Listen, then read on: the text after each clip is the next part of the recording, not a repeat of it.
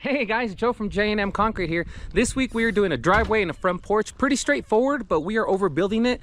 The customer was concerned about it sinking, even though we overbuild things pretty well. But we're gonna go a little more rebar, concrete just a smidge thicker, road base just a little deeper. And then the front porch, we're definitely gonna overbuild it. Stick around for the tear out, the prep, and my favorite part, the pour. See you then guys. Don't forget to leave us a like and subscribe. Bye-bye.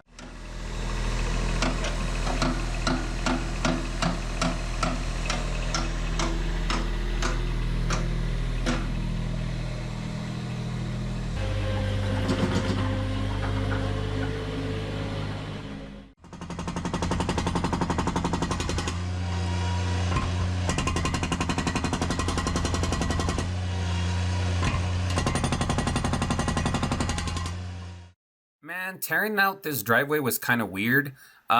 Everything past the first row of stones up on the driveway was a regular thickness, about 4 inches. But these bottom 3 stones, the 2 that are closest to my trailer came out like 9 inches thick for no reason. And then the one on closest to where we're at here came out again 4 inches thick. And then the porch came out close to a foot thick. I mean, it was a real pain to get it out. Whoever poured this porch didn't want it to go anywhere, but missed some important steps. And then as for the driveway, I think they did a repair previously because we found out under the curb it's kind of wettish.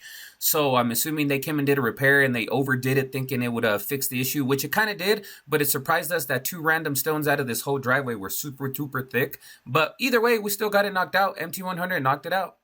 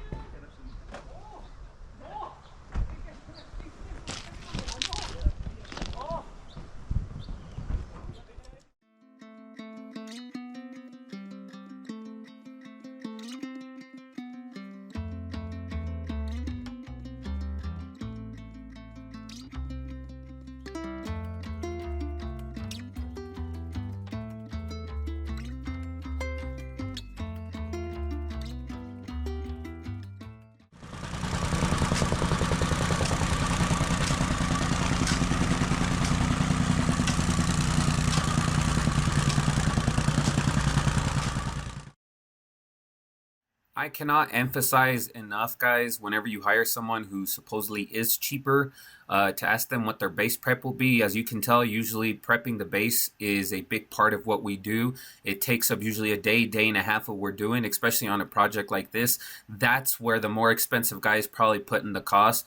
Like here, for example, right down the middle across the driveway, there was a conduit, by the way, that was running sprinkler lines. We managed to get about 3.5, 4 inches of road base there. Everything else had about 4 inches. And then on the corners that were closest to the camera, we got about 6 or 7 inches, even more than that.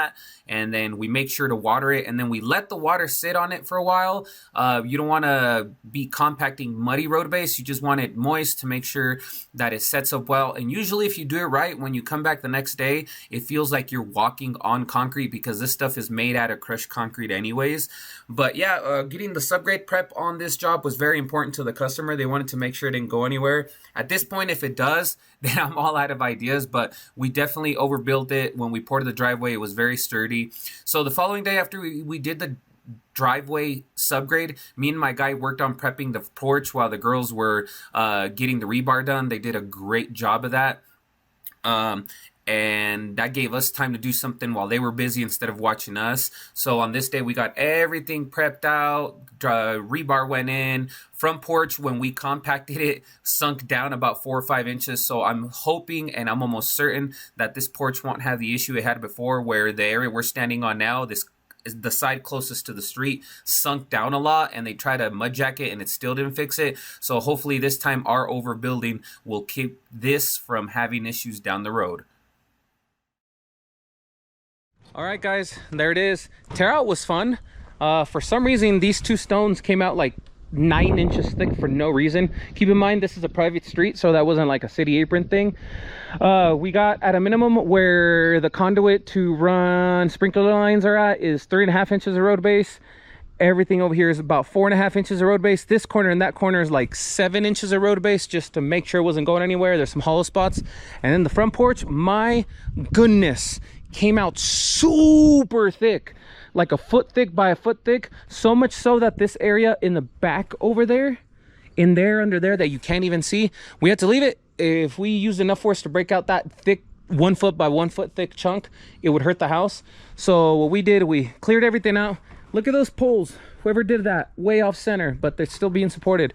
So we're gonna re-pour it. We took out what was here. We compacted the heck out of it. It sunk like 4 inches after I compacted it, so I know it's good. And we added a lot of rebar coming this way. And we have some pins that we're gonna run lengthwise, 2 rows at the bottom, 2 on top, same here. So that this overhanging area is very well supported by the overbuilt area in the back. Since we left the thick spots behind the piers over there, that should be very strong. We just need that to transfer over with the rebar support, but there's plenty of that. Everything's good to go, guys. Today is Friday. This week we are pouring next week, Tuesday and Wednesday. So we are good to go. Everything came out good. So far, so good. See you at the pour. Bye-bye, guys.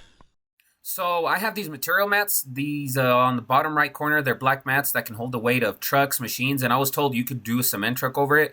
We were forced to try it on one job, so I did it again on this one, and believe it or not, we backed it up, didn't leave any marks on the yard, managed to pour this out straight from the truck. Anyone that does concrete knows that it's awesome when you can pour straight from the truck. You get just what you need. It's not a mess. Better than the buggy, better than a pump. So we backed it up, poured it out, and it came out really, really nice. I'm glad how it turned out. I hope the customer liked it. Hey guys, Joe from J&M Concrete here. Pour went well. We poured about like a 4 or 5 slump, 7 in the morning. We poured 4,500 microfiber. We have 5 rows of bar going around here, 2 on the bottom, 2 on the top, and then I laid just another one because why not? We have about 10 rows going this way. So this overhang here should definitely be supported now. That shouldn't go anywhere. Honestly, the only concern is a random crack somewhere. All these newer concretes shrink more, so that can happen. But the color here is called limestone. In case you can't see it on the camera, here you go. I personally think it came out beautiful. Tomorrow we're pouring the driveway. Stick around for that. See you guys tomorrow. Bye-bye. Con la distancia. Sí, yo no está que agarrarlo de afuera. Mira que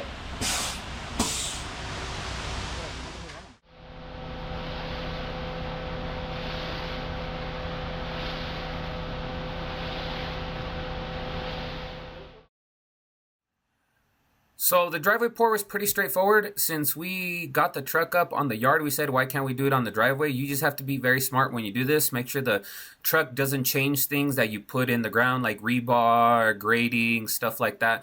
But I was on top of that, keeping an eye out while my people were pouring it out. The pour was pretty straightforward.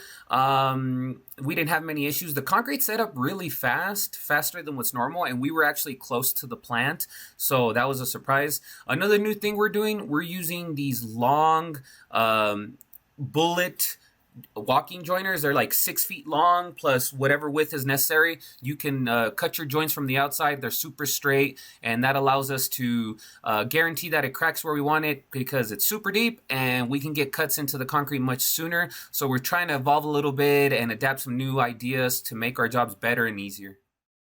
Hey guys, Joe from J&M Concrete here. So we poured at 7 a.m. Pour went well. There it is. Everything about this came out really nice, finished well, poured early, poured 4,500. It is a color. The color in this is called limestone.